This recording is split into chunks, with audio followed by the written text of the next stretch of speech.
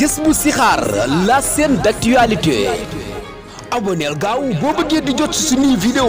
moo xam nga nekk ci réew mi wala bitim réew. vidéo yi nu mu gaawee leen koy indee ci tàng-tàng bi abonné leen te activé cloche de notification bi.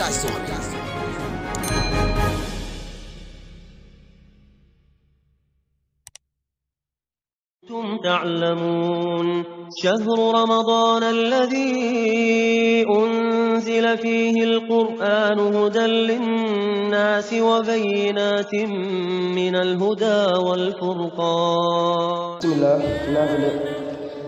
guddig ñetteel ga mu ne guddig ñetteel ga ku ca julli juróom benn rakka bu ci ne Faatiha ak inna anzalnaahu fi laylatul qadr ak qul yaa ayyuhal kaafiruun lu ci ne ñetti yoon lu ci ne ñeenti yoon Faatiha benn yoon ak inna anzalnaahu fi laylatul qadr ak qul yaa ayyuhal kaafiruun lu ci ne ñeenti yoon dana mel ne ku goreel junni jaam ak ku jox ndogu junni ñu woroon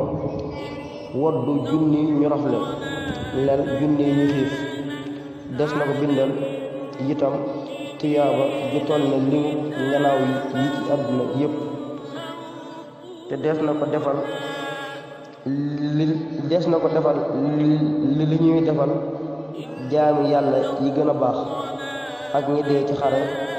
te deesu ko fitnaal ci bàmmeel deesu ko mbugal ci bàmmeel kon guddik ñetteel bi juróom benn rakka bu ci ne Faatiha benn yoon ak inna anzalnaahu fi laylatil qadr ak qul yaa ayyuhal kaafiruun lu ci ne ñeenti yoon